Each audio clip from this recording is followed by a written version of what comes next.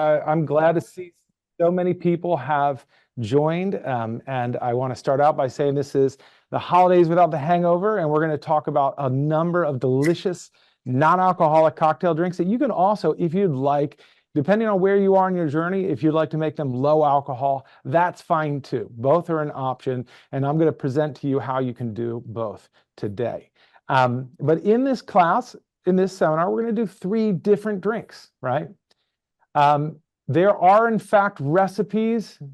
James, thanks for asking the question. We can send you those recipes. Neil can send those recipes to you, or I'm happy to do it as well. But we have little recipe cards that come with the class. So yes, you will get those. But let's start out by let me tell you a little bit about me and what we're going to talk about today. So my name is Derek Brown, and I wrote Mindful Mixology, a comprehensive guide to no and low alcohol cocktails. I run a company called Positive Damage, Inc., which does a number of things around consulting and classes and content having to do with mindful drinking, no and low alcohol cocktails, and social wellness, because all of those things are connected. And I do this a lot. I do classes throughout the year on various subjects related to making drinks, spirits, cocktails, non-alcoholic drinks, and low alcoholic drinks, especially. And this is my favorite one, the holiday class. And the reason why is because I just absolutely love the holidays. I'm one of those people, okay? I'm not wearing the reindeer antlers or the Santa hat, although I thought about it. I really did. But what I'm doing is just going to make these great cocktails instead and show my spirit that way. But I have done a number of things. In the past, in Washington, D.C., we had these great immersive pop-up bars that were based around the holidays. So we'd have a Miracle on 7th Street, it was called, and we would decorate the entire place for the holidays with all of the different holidays that we celebrate, and we would have thematic drinks. So I've been doing this for a long time. But these 3 drinks are my absolute favorite. And the thing I love about the holidays is that you can be a little bit more indulgent, right? It's the opportunity to have really delicious things and not be as stressed about them. However, we don't necessarily want to be indulgent about alcohol. And so that's why these drinks can be made non-alcoholic or low alcohol. And I think that that's the key to it. I'm going to start describing what the people who did get the kit from the Zero Proof, I'm going to start talking about the ingredients. And the reason why is because if you're at home and you have some of these ingredients and you'd like to make the drinks along with it, even if you didn't get the kit, this is the opportunity. So, yes, please mute your audio. Thank you, Neil. And I'm going to go through this, and right now we have a pretty tight class, so feel free to put questions in the chat. If it's something I'm going to get to, I might just wait for it, so keep that in mind. And some of them I'm going to save to the end, but overall, the class is going to be about 45 minutes, and we're going to have 10-15 minutes of Q&A afterwards. You can ask me anything that you'd like, even beyond holiday cocktails. I'm happy to answer. But okay, for those of you who got the kit, there was this wonderful Grenache Syrah Mourvedre non-alcoholic wine from Oddbird. And just absolutely delicious, tasty, really interesting non-alcoholic red wine. And do you find that? I mean, a lot of the non-alcoholic red wines can be pretty thin and not quite as expressive as this one. Obviously, they're all non-alcoholic, so they're not going to taste exactly like their alcohol counterparts. So that's really important to remember right off the bat. But this one, pretty damn good. This is Ish's Caribbean Spiced Spirit. And so similar to a non-alcoholic, or similar to a rum, it's a rum alternative. And they've got these wonderful spices in it, like the Madagascar vanilla, nutmeg, and all these various spices that will, and you can imagine this is like if you had Captain Morgan's in the past, this is the high-end version of that. So really delicious stuff. Ish is a producer from Denmark, and we're going to talk about Denmark in a minute with Gluck. I'm probably not pronouncing that right, but Gluck is a mulled wine that we will go over. You also have this, I have it chilling over here, Ish sparkling wine. which is one of my favorites. This is super celebratory.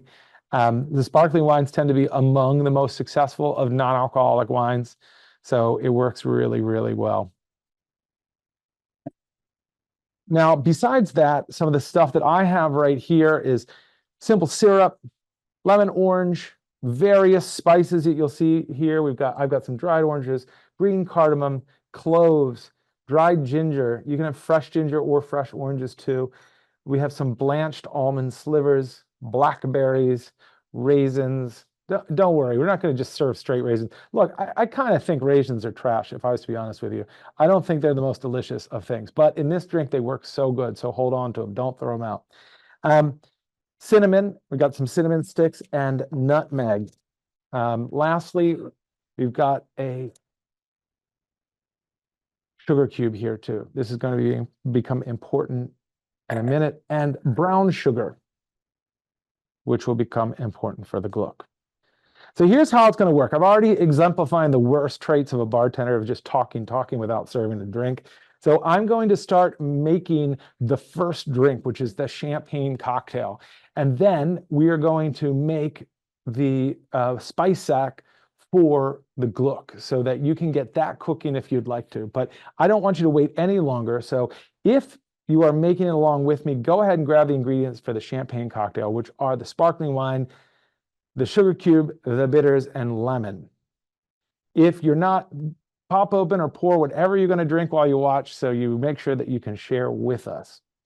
And so the first thing we do is we'll take that sugar cube, and you want to look at this. This sugar cube, look, this doesn't look like the white sugar cube because it is from a cane sugar, from a unbleached sugar.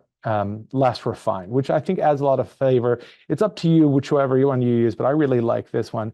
And what we're going to do is, and if you want to take a look at my mat right here, I'm going to add the bitters directly to it. Okay, so with the champagne cocktail, the trick is to take the bitters and just douse the sugar cube in them.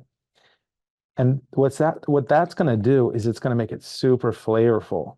And so when you go to pour the champagne in it, this will just keep releasing flavor for the entire time. How many drops am I putting in? I think I don't remember how many I put in the recipe. I'm sorry, but probably like 6 to 10.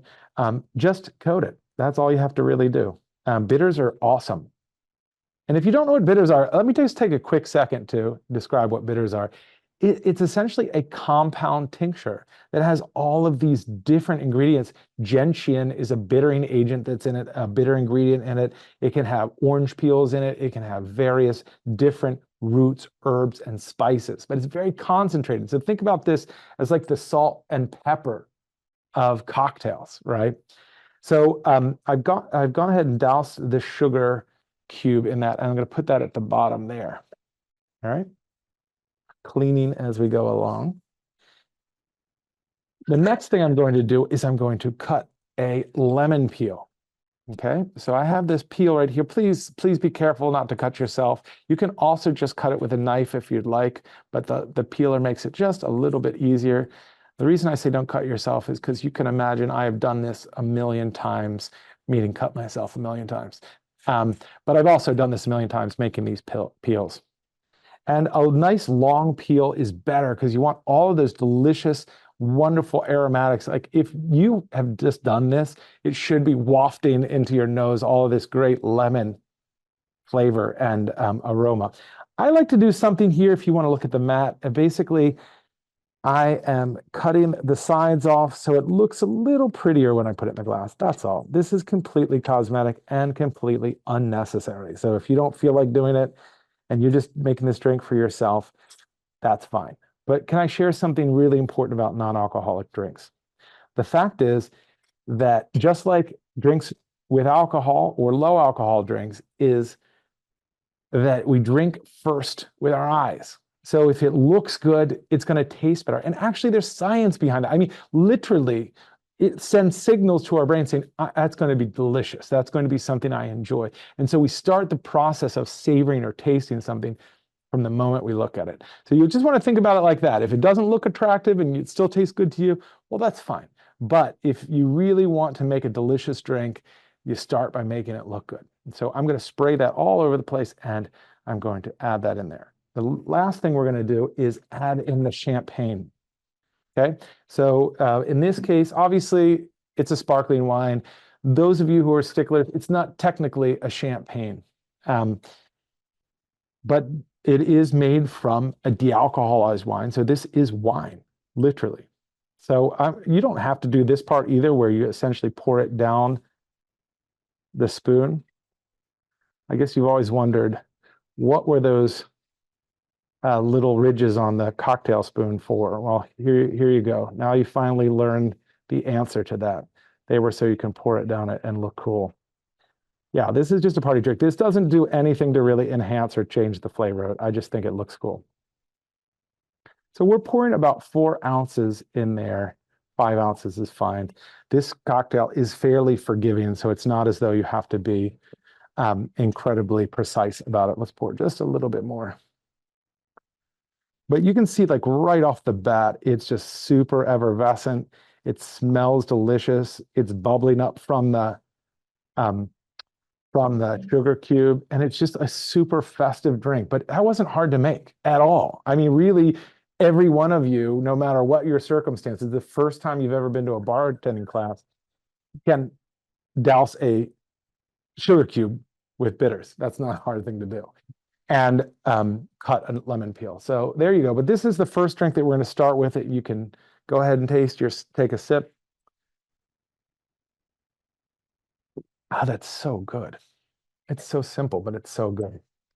So that's the champagne cocktail. And let me tell you something about this one that you might not realize, is that it is essentially an old fashioned with champagne.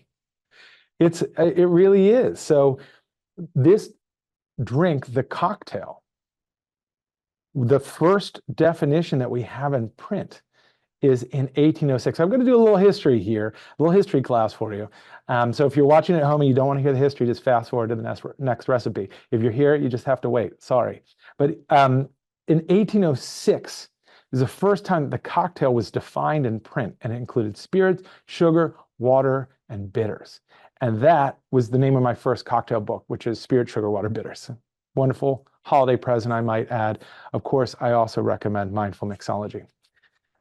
Little plug, but the cocktail then is any spirit, and in this case, a wine, that you add bitters and sugar and water. And in many cases, the water is added by ice. So for those of you who liked whatever you, with a old fashioned, you know that it it's built over ice. It's got bitters in it, sometimes fruit, sometimes just a lemon peel, sometimes orange and cherry.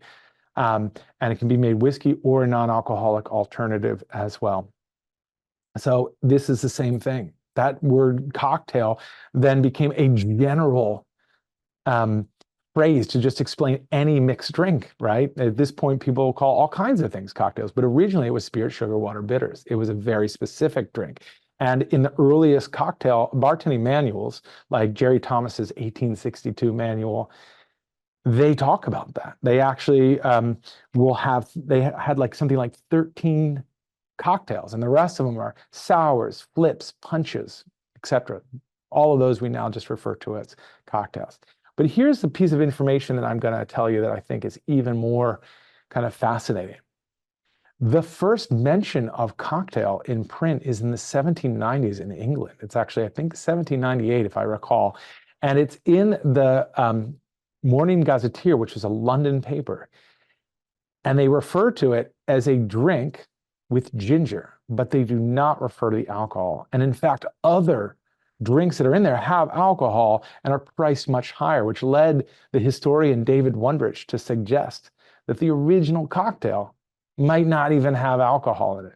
So when we're talking about non-alcoholic cocktails, I really specifically mean non-alcoholic cocktails, not the word mocktail, which I think is a fine word, and if that's the word you use, it's okay. But I think these drinks are much more sophisticated and interesting than what we used to call mocktails, the Shirley Temples and various sodas and sugary drinks. The non-alcoholic cocktail, in my estimation, is far more complex, an adult, sophisticated drink.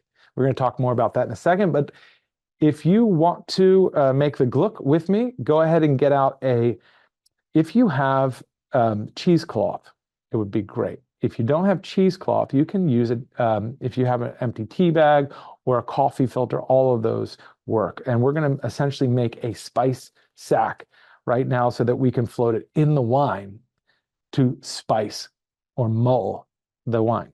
All right. So to do this, we're going to start with, and I'm going to do just a half a bottle of the gluck. So I don't remember if in the recipe I gave you a half bottle or full bottle. So you can follow along with me. You're doing a half bottle. But if you're making this during the holidays, you're going to make it for everybody. So you want to make a larger batch. But if you're just making it for yourself and your partner or a few friends at home, this is the way to do it. So we're going to start with a tablespoon of cloves. If you're doing a full bottle, that will be 2 tablespoons of cloves. And then we're going to take 1 tablespoon or half a tablespoon of cardamom, which is really just like 1 or 2 pods. And here's what's key: you gotta crush them. Okay, because you want to see what's inside, and that's the flavor you want. All right, so we're going to go ahead and crush them, and they are open. And there's this wonderful little seeds inside, and that's where a lot of the flavor is. The next thing we're going to do is to take 2 teaspoons or 1 teaspoon of orange peels, and I've got dried orange peels here. If you want, you can also grate orange peels to get a fresh flavor from it. Or you can just cut the peels like I did the lemon and cut that up and put it in there. Whatever's easiest for you to make. I don't want to make this too complicated. But I used orange peels here because I think that they're a little easier. And so looking back at this spice sack, I'm going to put some ginger in it now. And I think that in the recipe, it's just a little amount of ginger, but I honestly think you can put just about as much as you want in there. Ginger is such a great flavor. And as we just learned, it is one of the original flavors of the cocktail. So I'm putting about a teaspoon in there. You can put a half teaspoon in there, depending on how much you want. And then we're going to take a cinnamon stick and put it in there as well. I usually break it in half. That way it fits a little easier in the bag. And also, the more surface area you get for this, the more it's going to infuse into it. Okay, so the more you crush it, the more flavor you get out of it. Is the easiest way to say that. Now that's all that's going in the spice sack. So I'm going to go ahead and tie it up right now. Right, and you can use some twine if that's easier, or but essentially you're just making a tea bag. Right, and we're going to put it in the pot. Then comes the hard part, dumping half a bottle of wine in there. And as you can see, I'm not really even measuring it at this point, but a half a wine bottle is what I'm putting in there. Got to save a couple ounces for our red wine sangria that's coming up. So the reason I wanted you to get started on this is because if you are cooking this right now, the next step that you want to do is to put this on the oven, on a burner, and get it heated to a boil. Once it starts to boil, then you want to turn the heat down and let it simmer. Okay, and we're going to let it simmer for about 20 minutes. And during that time, it's going to infuse with all of these flavors. If you're doing this right now, like me, it smells so awesome. I mean, that's one of the best things about this is your whole house is going to smell awesome. So even if you really don't do anything during the holidays and somebody else does it for you or you order out, just do this part and your house will smell awesome and people think you've been working hard on it all day. So look, ready to go. We're going to put this aside now. So I'll come back to it. And I want to talk a little bit about that non-alcoholic cocktail and some of the awesome products that are out there right now, because here's the thing is it's really a renaissance in non-alcoholic drinks. It's obviously not the first time because, we already mentioned in 1798, we had the non-alcoholic cocktail. And I'm going to tell you a little bit more about that story, but I will warn you that it's not safe for work, okay? It's a little bit racy, this story, not too bad. But bartenders have always been a kind of funny bunch. Not me, but other bartenders are generally like hilarious. And it's not, uh, it wouldn't be unsurprising for them to have a joke or say something clever. Or the way that they name drinks can sometimes be really hilarious. I'm sure you've heard about a slow, comfortable screw up against a wall, which is like Galliano and vodka and orange juice and all that stuff. Don't make a non-alcoholic version of that. That was never a good drink. So you don't want to really make a non-alcoholic version of that. Um, but there's all these funny names, right? And some of them are just kind of cheeky, like Between the Sheets or what have you. Um, the name cocktail, it turns out, comes from a similar is in a similar vein. So David Wondrich, who I mentioned, was the one who suggested the original cocktail might not have had alcohol in it. Also found the origin of this word cocktail, and it is goes back to horse racing and people who were selling horses, who essentially would take a piece of ginger, a fresh piece of ginger, I assume, not a dried one, one larger than this, unfortunately, and they would insert it into the rectum of a horse to get it to perform more, right? In the sense that it would stand a little stronger, it would run a little faster. I mean, it would be a little bit more excited. Honestly, anybody under such circumstances would be excited. And it was a practice called figging. Now, don't Google that word.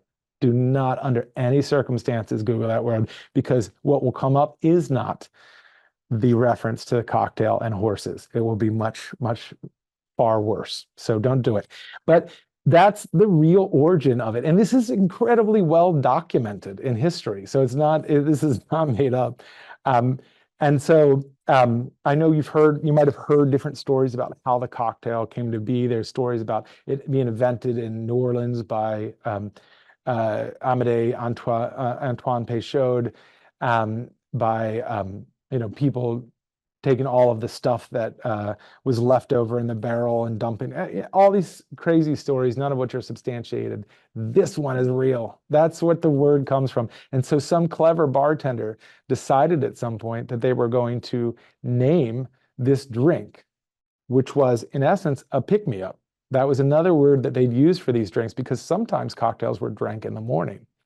And you have drinks that are called the Corpse Reviver and Morning Glory to show you that that's true. And then there's the cocktail itself, which would get you up and excited in the morning. But ginger is one of the key components of it. And the reason why I think ginger and then alcohol and bitters and all this stuff are in it is because they're all essentially and honestly, truthfully, not delicious things, right? Ginger is a great flavor. Don't get me wrong. I love gingerbread. I love ginger in all kinds of things. But try eating this straight and it's disgusting. The same is true of bitters, right? Bitters are intensely flavored. Like I mentioned, they are these tinctures and you put them on your tongue and they're just a little too much. Same with alcohol, right? So it really comes to this point where and I'm not talking about the flavors. Like a cognac is very pretty, and there's bourbons and different gins and stuff that taste really wonderful. But honestly, if you drink just straight alcohol on its own, it is incredibly intense. So you have to create these other flavors around it, and that's the essence of the cocktail. But it means that all these ingredients have in common is that they have something I'd like to call stopping power, right? So if we're talking about a non-alcoholic cocktail versus iced tea, what differentiates them? What makes them different? And the answer is that stopping power. With the ginger or bitters or, a non-alcoholic spirit or alcohol, all of those make you slow down, hopefully, slow down and savor it and really think about what the ingredient is. And I think that is exactly what makes a cocktail. But to be sure, in my book, I talk about 4 different characteristics of a non-alcoholic cocktail. One is intensity of flavor, which is related to that stopping power. The other one is volume or length, and that's the amount of space that's not taken up by juice or sugar, right? Because we already mentioned the mocktail of old, which is essentially this drink that could be syrupy and sweet and totally suitable for kids, but not an adult sophisticated drink.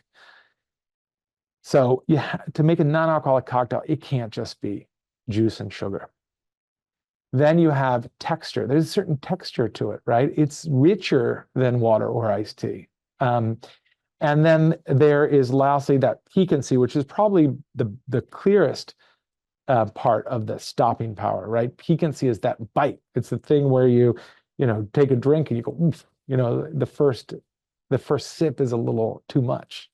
And so those are the four sensory characteristics that make up a non-alcoholic cocktail. That's not what makes up a non-alcoholic drink, because there's lots of non-alcoholic drinks out there that have nothing to do with alcohol or cocktails, right? And they're absolutely delicious. But when we're talking about cocktails, they fall within these sensory characteristics, which I think is really cool and important. Okay, so the next drink that I'm going to make is another variation on the cocktail to some degree. And it's using the same red wine. I wanted to minimize the amount of bottles that you had to buy for this.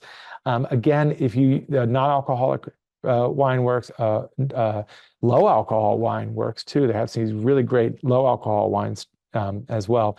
And in itself, it's fairly low alcohol compared to other cocktails. So we're going to start by actually taking 3 blueberries and muddling them with a simple syrup. So simple syrup is exactly what it sounds like. It's really easy to make. So if you were having trouble with this one, then maybe some more time in the kitchen is necessary. Essentially, what you're going to do to make a simple syrup is you're going to take equal parts sugar and water, and you're going to boil the water, add the sugar, and then stir until it dissolves. Allow it to cool down. That's it. That's what simple syrup is. And you'll notice that mine is darker color because, again, I use the cane sugar, turbinado sugar. So I tend to use the less processed sugars because there's lots of flavor in it. I really like that. And so we're going to put about a ½ ounce in there. And I'm not super concerned with the measurements here. But also I left my jigger right over there. So give me a second. I'm going to grab it. I was actually sharing with Bakari that I always forget one thing, always one thing. And guess what? It was the jigger, literally right here. So in this is a bell jigger. You've probably seen the ones that have they're conical. Those are also called Japanese jiggers, or ones that might be old-fashioned looking, that they have decorative. Use whichever one you want. But this one in particular, if you want to look at this, has like a gradation in it where you can see it's a 1/4 ounce, a ½ ounce, and 3/4 ounce on that side. And then on this side, it has 1½ ounces and 2 ounces, which is really useful, especially when you're making a lot of drinks quickly. You can just kind of rinse it and use it again. And we're going to use you can use a 1/4 ounce to a ½ ounce with this. And I'm going to go ahead and use a ½ ounce. Yeah. Because that's what I told you I would in the recipe. And we'll pour it right over the blackberries. It does not have to be blackberries. It really could be any fruit, but I think the blackberries go particularly well. When I say any fruit, I mean any berries, strawberries, blueberries, boysenberries, I guess, if you can get them. So what we're going to do in muddling it is we're just going to crush it. And you don't have to do it too hard, just enough that it really mixes with the syrup to create a blackberry syrup right here. And if you want to be a little bit more careful, you can then strain this out of all the seeds and stuff. That's up to you. I'm not going to do it today. I'm going to keep it really easy.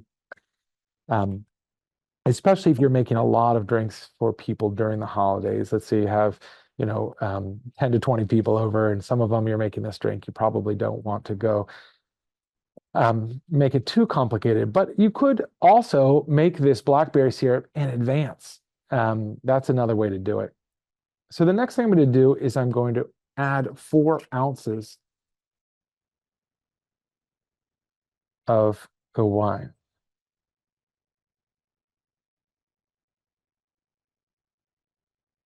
Yeah. Here we go. And I always keep a little bit in the bottle so you can taste it later. Um, and so that is essentially most of the cocktails. This is a super easy drink to make, and it's similar, again, to an old fashioned. What I'm going to do next is I'm going to we'll be generous with the ice, and then we're going to stir, putting that cocktail spoon to work again. Of all of the tools, cocktail tools, the one that I think is the most important, and Bakar, I just might want to let you know you got somebody in the waiting room, is the cocktail spoon, because there's shakers and there's mixing tins, and you're going to see all this other equipment, but you can measure with this, you can stir with this, you can muddle with this if you have to. It's just a really versatile tool, and it's so simple. You can get it for under $20. All right.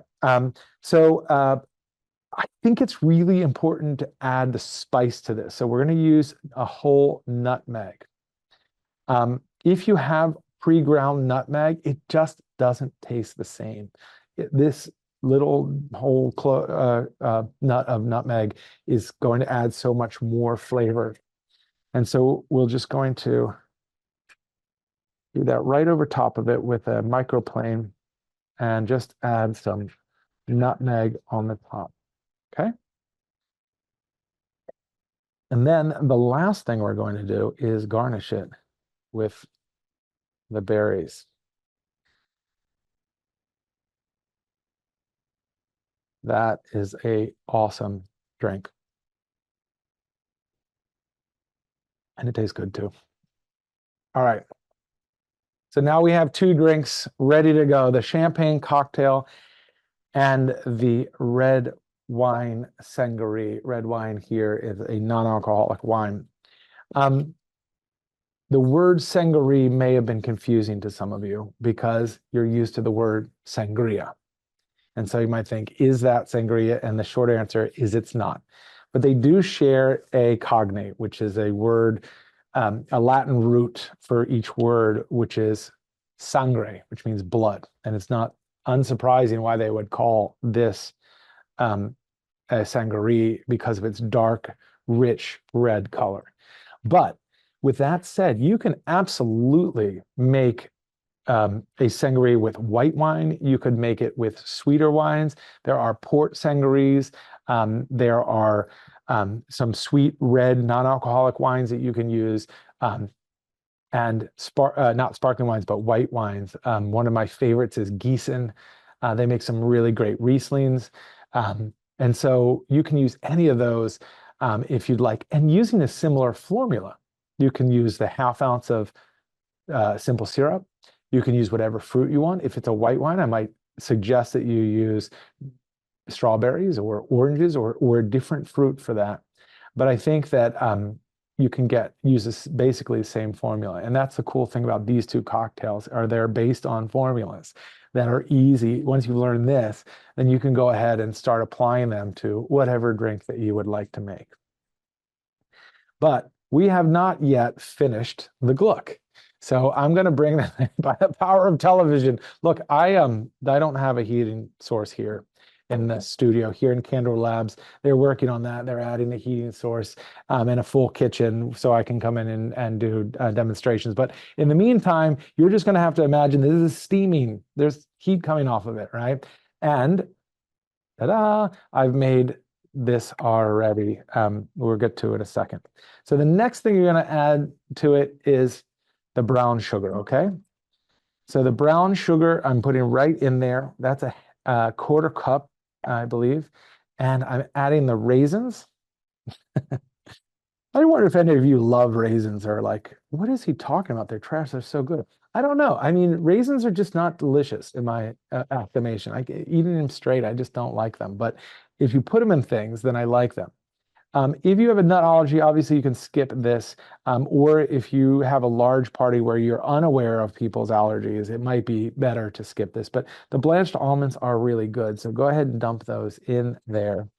And stir it all around. I've got a spoon here. mix it in, and then we're going to heat it for another 5 minutes or so.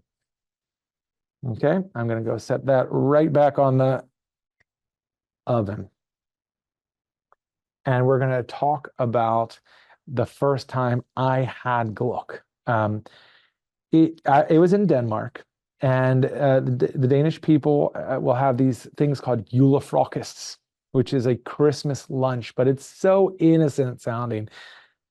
It's like 8 to 12 hours of feasting and drinking, and it is rather intense. And it was a little bit too much for me, but and as a seasoned bartender. But at a certain point, I was sitting next to an 80-year-old woman, a Danish woman who didn't speak any English, but fortunately, the person in between us, or next to right to my right, actually, now I think about it, was translated, and she had made the Gluck, and so I asked her for the recipe, and this was a recipe that I got. And it's really good. I remember there's going to be one more thing that we add, and that's the thing that she said. I said, well, what's the secret to it?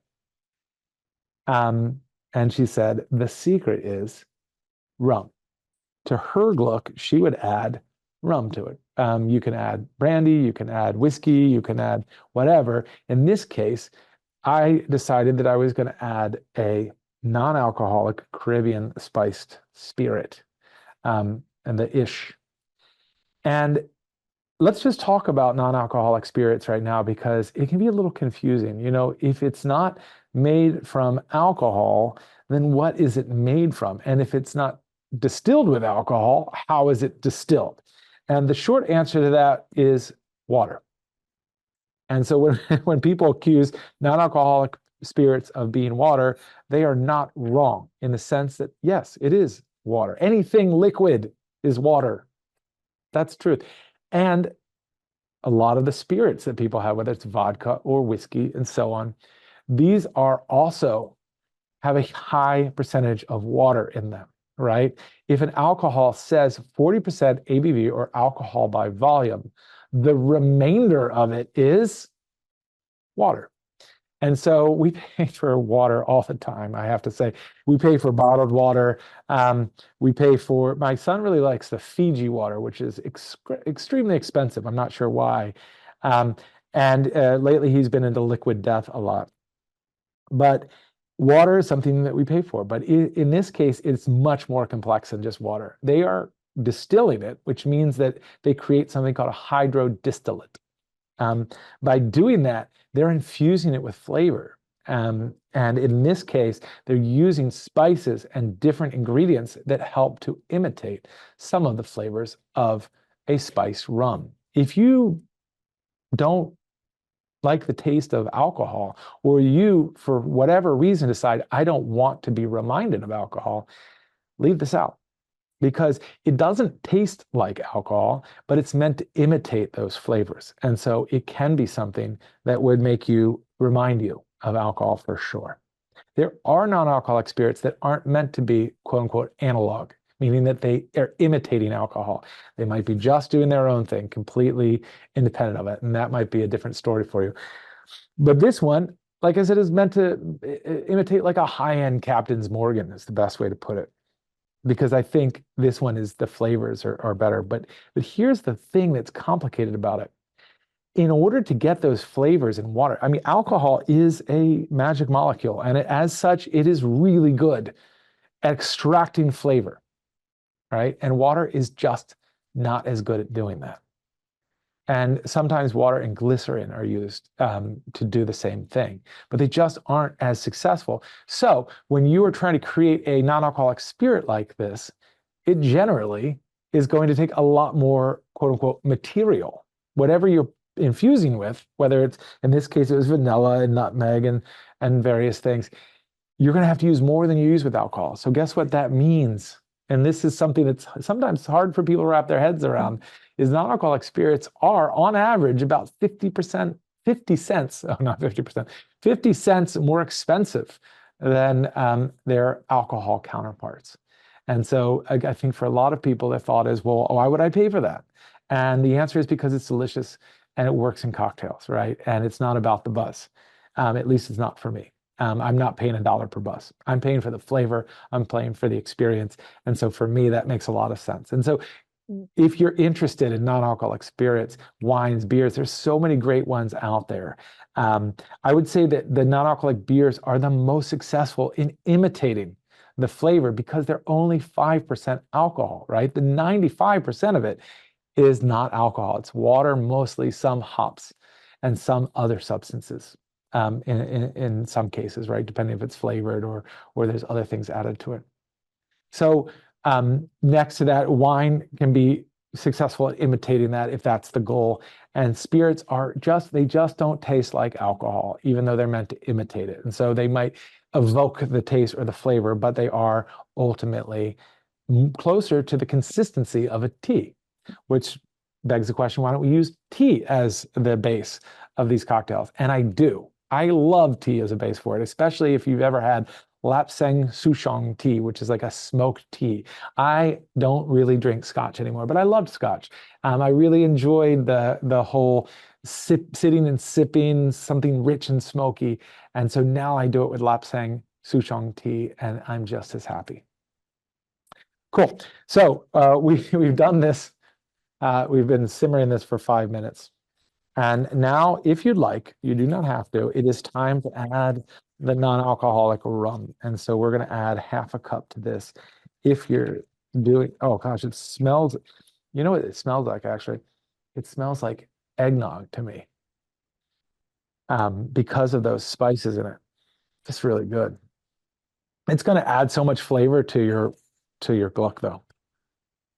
Glug. I'm really terrible at pronouncing it. If anyone's Danish, please forgive me. All right, and then the next thing that you would do at that point is to remove the spice sack. Although you can allow it to soak in there longer if you'd like, but it's completely unnecessary, and it might even get more bitter over time. And you can keep this simmering at a low heat throughout the evening. It will reduce a little bit, but not much. And that reduction will make it a little bit richer and thicker. So that's okay. And it'll keep, like I said earlier, keep the place smelling really wonderful. We're going to put that to the side. And I want to show you, if we're going to look at the top angle for a second, these raisins and almonds at this point are now soaked with all of the flavors, right? So when I went to Denmark, I not only got this awesome recipe from this elderly lady.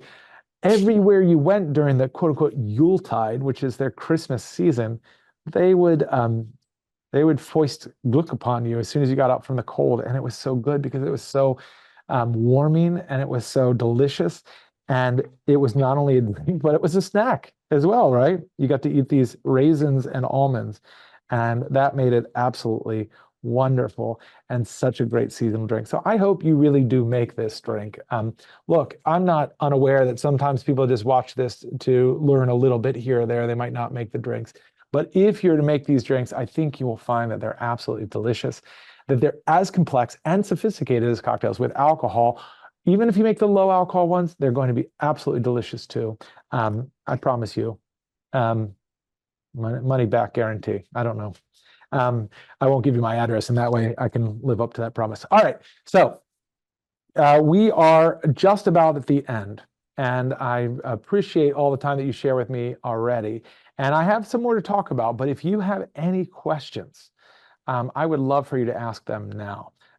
So you can ask me any questions about these particular drinks or the book or non-alcoholic spirits, wine, beers, etc. I would love to answer them for you. So please go ahead, and you can either drop them in the chat or go ahead and unmute, because we don't have a lot of people here. So I'm more than welcome to talk screen to screen, because I can't see any of you right now. So it'd be nice to see your faces anyway. So I'll give you all a few minutes to formulate those questions. And then I'm going to just take a second to talk about the fact that there are so many different varieties of non-alcoholic spirits, wines, and beers now. It's unbelievable. So when I started really thinking about this, because I had changed my relationship with alcohol just about 7 or 8 years ago. And at that point, I really didn't know what was out there. So I started looking at it. And it was really around 2015 or 2016 that you started to see the rise of non-alcoholic spirits, like Seedlip was one of the first. And it was really fascinating. But there is a journalist by the name of Camper English who started cataloging these non-alcoholic spirits. And by the time I saw what he had put, it was on his blog, Alcademics, like alcohol and academics put together. I saw that he had listed like maybe, I don't know, under 20. There wasn't a lot. This is probably in 2017, 2018. Now there's over 200. And so it's been a meteoric rise. It's still just a drop in the bucket compared to alcohol variations. I mean, I'm sure you've been to a club where they have just like 200 flavored vodkas on the back bar. That's not uncommon to have a lot of those. So, but still, it's really impressive. So let's say that you try this one. It's not your favorite. There's really lots of them out there that you can try. And we have a whole festival in Washington, D.C., which you all are welcome to attend. It's January 10th through 12th.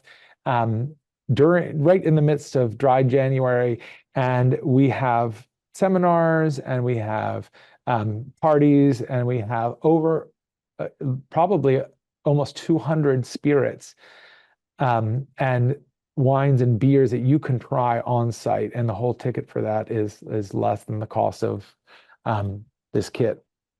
So it's really a great opportunity. If you're curious, we'd love to see you there. So James, thanks for the question.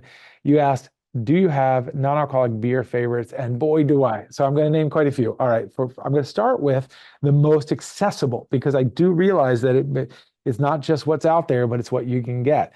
And so that one is Athletic. And I'm actually sure that most of you have heard of Athletic, but they're now one of the top 20 craft breweries in the United States, not just non-alcoholic ones, but we're talking about ones with alcohol too. So they're huge. Athletic in comparison to other non-alcoholic, huge is still relative here. And they have the Golden Dawn, which is just awesome. Really delicious, easygoing. Now, if you're looking for something that's kind of a commercially available one, there's two that I like. One is Heineken Zero is actually really good, but that's only if you like Heineken. If you don't like Heineken, you're not going to like Heineken Zero because it tastes remarkably similar. But it's a great one if you're at a sports event. Like I went to a soccer game with my son and they had Heineken Zero and I was psyched. I went to a baseball game, same thing, a minor league baseball game. It was really cool.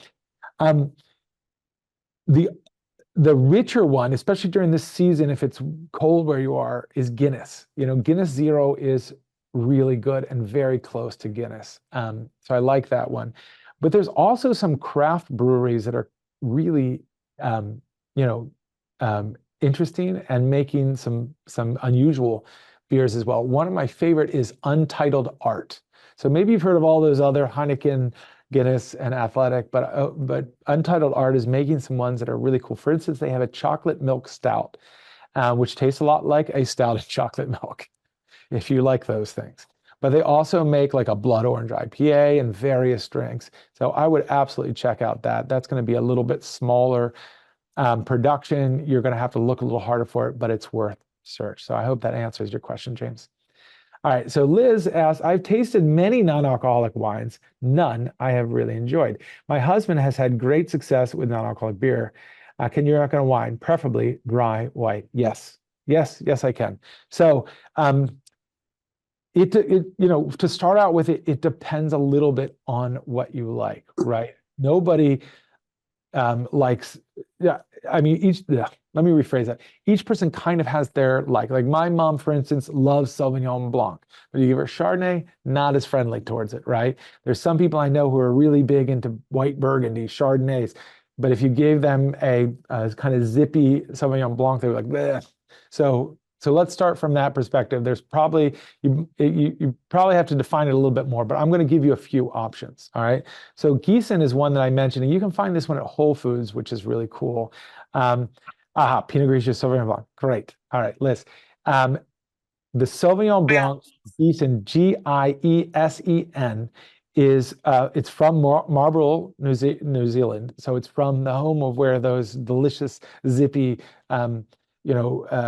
Sauvignon Blancs are from. Kind of grassy, not sweet, a little dry. That one's awesome. So that's what I go for. It's the easiest to find, Gießen for sure. I really also like Leitz, Lietz. It's from Germany. It is a Riesling. It might be a little sweeter. But it's not sweet. It's definitely got a little bit of residual, what they call residual sugar, though. And it's awesome with food. So the Gießen, the Leitz are two really awesome ones. But you can see that there's a lot of really interesting ones that are out there. And if you like sparkling wine, that's where I think we've seen some of the greatest success with non-alcoholic wine. So the Oddbird, the Ish and Oddbird are also delicious ones, and Shirley makes a really good one, sparkling wine. So check it out. I think those are going to give you some options. There is, for those of you who like red wine, there's an incredible red wine by a company called Zeronimo, which is just out there. It's an Austrian company. A lot of the best non-alcoholic wines at one point, and still to some degree, come from Germany and Austria, because that's where they were pioneered. That's where a guy by the name of Carl Jung started the process of de-alcoholizing wine. And for the psychology students, I'm sorry, it's not that Carl Jung. It's another Carl Jung. But there's the psychotherapist, Carl Jung, is totally different. But yeah, sometime in the early 19th century, Carl Jung had started de-alcoholizing wines, and that's where the process essentially came from.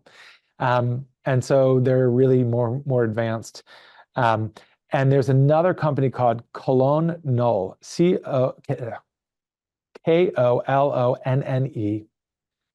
Null. I believe that's what it is, but I probably have to look it up again. But Cologne Null, it's very good, and their white wines you might enjoy as well, Liz. So check them out. So if anyone has any more questions, I'm more than happy to answer. But I also want to share that the spirits can be confusing, So I want to point out a couple that I think are really good that you can try. And one I really like is Spiritless Kentucky 74. It's a non-alcoholic bourbon. It tastes more like a bourbon tea, but it makes a great old fashioned. You just use a little extra of it than you would in a regular old fashioned. And that one's excellent. If you're looking for something that's really unusual, the Pathfinder Hemp and Root, which has hemp in it, but it is non-psychoactive. And the Pathfinder is closer to a Jägermeister or Fernet Branca in the sense that it's a bitter, but it's really tasty. And I add a little bit to a cola with a non-alcoholic rum, and it's one of the best quote unquote rum and cokes that you can have. Really delicious stuff. It's important to qualify that some of these spirits, the non-alcoholic spirits, are 0.5% alcohol, and some of them are alcohol-free. If it has 0.5% alcohol, it can be called non-alcoholic. And the reason why is because your body essentially will metabolize that before it has any effect on you.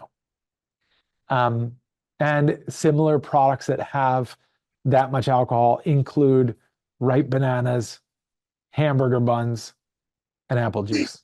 So it's not unusual that in our diet, even kids are consuming that small amount of alcohol. But for some of us, we're just staying away from it altogether. And so there are spirits like this that are alcohol-free and that are 0.0, meaning that there's no trace amount of alcohol. They can't detect any alcohol in it. So check those out too.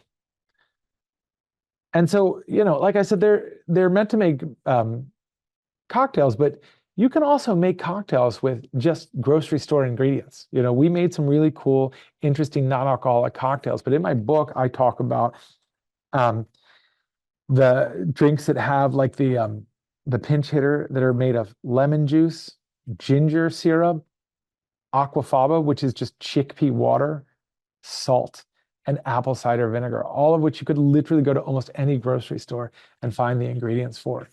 And the entire price of making that drink per serving is probably less than $1. So I love these, and I think they're really interesting. They're interesting to collect, to try, see what you like, and they make great drinks. But if you are saying, I just want to make some at home, I don't want to go to that trouble and those are too expensive, then there are options. And so, and by the way, you don't have to buy my book. I will send you the recipe. But if you do want to buy my book, it makes a great holiday gift. Mindful Mixology, a comprehensive guide to no and low alcohol cocktails. So I'm happy to answer any additional questions that you all have. I didn't see any formulated. I take that to mean that I did a really good job at explaining everything.